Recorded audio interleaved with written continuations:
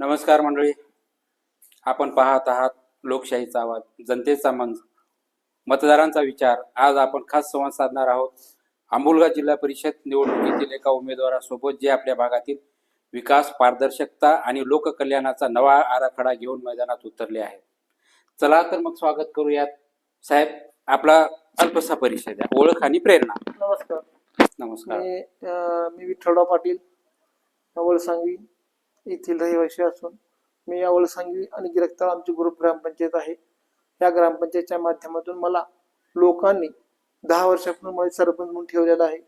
मी माझ्या गावातली, मी सध्या विरोधी पक्षामध्ये असताना देखील बरेच कामं करण्याचा मी प्रयत्न केलेला आहे.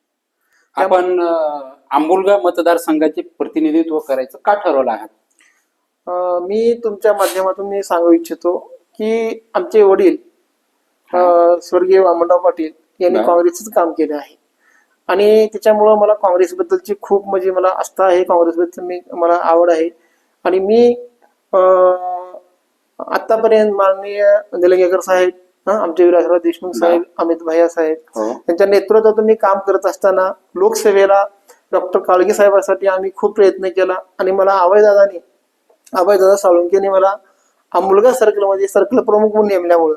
बरं, आंबुलगा जिल्हा परिषद मतदारसंघामध्ये ज्वलंत स्थानिक समस्या कोणती आहे? खूप समस्या आहेत. आता आम्ही 15 गाव, आमच्या आंबुलगा सर्कलमध्ये एकूण 15 गाव आहेत. हे 15 गाव फिरत असताना त्यामध्ये त्या गावाला जात असताना रस्त्याची अडचण आहे, पिण्याच्या पाण्याची अडचणी आहेत. आणि परवा तर तुम्हाला माहिती आहे खूप अतिवृष्टी झाली. त्या अतिवृष्टीच्या काळात लोकांची शेती वाहून गेली.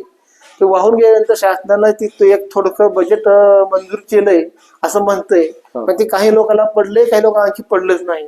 आणि काल जर तुम्ही परवा पडलेल्या पावसामुळे तर रेणापूरमध्ये बनमी लोकांच्या वाहून गेलेत. ही एवढ्या मोठ्या समस्या आहेत.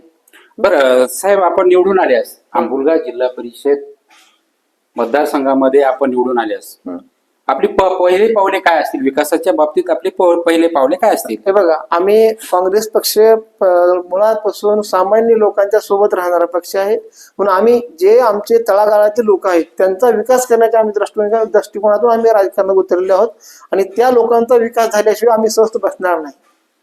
बर, पाणी टंचाई, शेती संकट, रस्ते तर खूपच, रस्त्याच्या खूपच शिक्षण क्षेत्रातील अडचणी, यावर आपली आता शासन बघा, शासन ठोस योजना काय आहे? आता तुम्ही बघताय शासन जिथे विद्यार्थी संख्या कमी आहे तिथं शासन शाळा बंद करण्याचा घाट घातलाय. आता मला एक सांगा, तुम्ही जर समजा एखाद्या गावामध्ये विद्यार्थी संख्या कमी असेल, मान्य आहे त्या गावची लोकसंख्या कमी असेल, ती विद्यार्थी संख्या कमी असेल, पण तिथल्या जे मोलमजुरी करणाऱ्या लोकांचे जे विद्यार्थी आहेत, लहान लेकर आहेत, त्यांनी जायचं कुठं? त्यांना त्याचं उत्पन्न खूप कमी आहे, ते बाहेरच्या शाळेत घालून. म्हणून आम्ही शासनाला प्रेशर करणार की तिथल्या जे जिल्हा परिषद शाळा आहेत ते शाळा तिथल्या चालू राहिल्याच पाहिजे, चालल्याच पाहिजेत. बरं, दिवसेंदिवस रोजगारी आणि युवकासाठी संधी निर्माण नाहीत. हो, त्याबद्दल तुमचे धोरण काय? हे बघा, आता आम्हाला जिल्हा परिषदच्या माध्यमातून जर सांगायचं म्हणलं तर आम्हाला जिल्हा परिषद आणि आम्हाला विधानसभा आधी काबीज करावी लागणार आहे. विधानसभा काबीज केल्यानंतर आम्ही सरकारमार्फत ते धोरण अवलंबण्याचा प्रयत्न करू. एक साधी जिल्हा परिषद काय करू शकते, जिल्हा परिषदेच्या काय करू शकते, जिल्हा परिषदेच्या माध्यमातून गावागावात विकास पोहोचावा, पारदर्शकता कशी राखा तुम्ही? तर रस्ते, गावाला जायचे रस्ते कच्चे आहेत. पारदर्शकता म्हणतोय मी. पारदर्शकता म्हणजे मला सांगा, तुम्ही ज्या गावामध्ये खूप अडचणी आहेत लोकांच्या, त्या लोकांच्या अडचणी दूर केल्याच पाहिजेत आपल्याला. तिथं आपल्याला ज्या लोकांना म्हणजे ज्या मूलभूत गरजा आहेत त्या आपण दिल्याच पाहिजेत, त्यांचा तो हक्क आहे. आणि भ्रष्टाचाराविरुद्ध आपली भूमिका काय असेल? भ्रष्टाचार तर कमी झालाच पाहिजे, भ्रष्टाचार निर्मूलन झालंच पाहिजे, त्यात काही शंकाच नाही.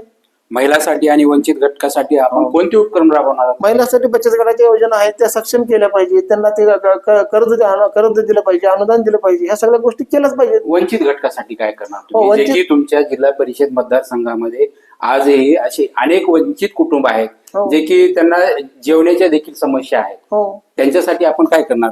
त्यांच्यासाठी तर एक माजी शासनाने आमच्या काळात काढली होती भाकरी केंद्र वगैरे, ती घरपोच जेवण, ती योजना आम्ही परत चालू करण्याचा आम्ही प्रयत्न करू. त्याला पक्षापेक्षा मतदाराचा आवाज अधिक महत्वाचा आहे का? हो, 100%. पक्षापेक्षा मतदारांचा आवाज अधिक महत्वाचा आहे का? हो, 100% करेक्ट आहे तुम्ही म्हणाल ते. पक्षापेक्षा मतदाराचा अधिक आवाज आहे. समजा आम्हाला पार्टीने तिकीट दिली नंतर मतदार आम्हाला नाकारत असतील तर मी त्याही गोष्टीचा मी आदर करीन. मला मतदारांनी थांबा म्हटल्यानंतर मी थांबणार आहे.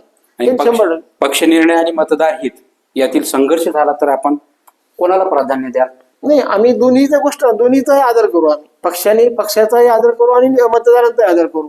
त्यामध्ये पक्ष आणि आम्ही बसून चर्चा करू आणि योग्य निर्णय घेऊ आम्ही. आजच्या राजकारणामध्ये मूल्यनिष्ठ नेतृत्वाची गरज आहे. हो, आपण स्वतःला कशी वेगळे सिद्ध कराल? आम्ही लोकांपर्यंत पोहोचू, लोकांच्या अडचणी स्वतः आम्ही जाणून घेऊ आणि लोकांच्या ज्या अडचणी आहेत त्या आम्ही दूर करण्याचा प्रयत्न करू आम्ही. सामाजिक सलोखा, धर्मनिरपेक्षता हो, आणि संवैधानिक मूल्य जपण्यासाठी आपण कोणती पावले उचला? आम्ही फुले शाहू आंबेडकरांनी जी योजना राबवलेल्या आहेत त्यांचे जे विचार आहेत ते मूळ विचार आम्ही लोकांपर्यंत नेण्याचा प्रयत्न करू आम्ही. आपण लोकप्रतिनिधी झाल्यास हो, जनतेला थेट संवाद साधण्याचे कोणते माध्यम निर्माण कराल?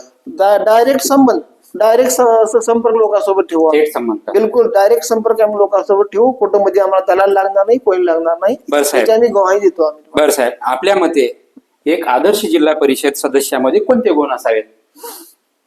व्यक्तिमत्व विकास, लोकांसोबत जाणे, लोकांना भेटणे, लोकांच्या अडीअडचणी जाणून घेणे, लोकांच्या अडीअडचणी दूर करणे. ह्याच्यापेक्षा आणखी काय करावं वाटतंय तुम्ही सांगा मला. त्या गोष्टी आम्ही आणखी करत आम्ही. आपणास विरोधक कोणत्या बाबतीत कमी लेखतात आणि त्यावर आपले उत्तर काय?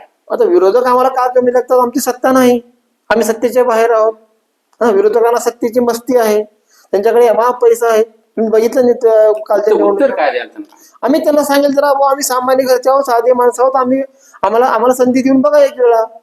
आम्ही तुमचा विकास करू, आम्ही तुमच्या गरजा पूर्ण करू, हेच आम्ही त्याला सांगणार आहोत लोकांना. बरं साहेब, बरं आपण आंबुलगा जिल्हा परिषद मतदारसंघातील जनतेला कोणता संदेश द्या? आम्ही तुमच्या दारापर्यंत आलो, आम्हाला जिल्हा परिषदेमध्ये पाठवावं आणि जिल्हा परिषद पाठवल्यानंतर तुमच्या ज्या अडीअडचणी गरजा आहेत त्या आम्ही तुम्हाला पूर्ण करण्याचा प्रयत्न करू. हाच मी आमच्या जिल्हा परिषद मतदारसंघातील मतदार गटातील लोकांना विनंती करतो आपल्या मार्फत. आणि मी त्यांना विनंती करून परत सांगतो की आम्हाला जिल्हा परिषदेमध्ये पाठवण्याची व्यवस्था करावी. थँक्यू, धन्यवाद. नमस्कार.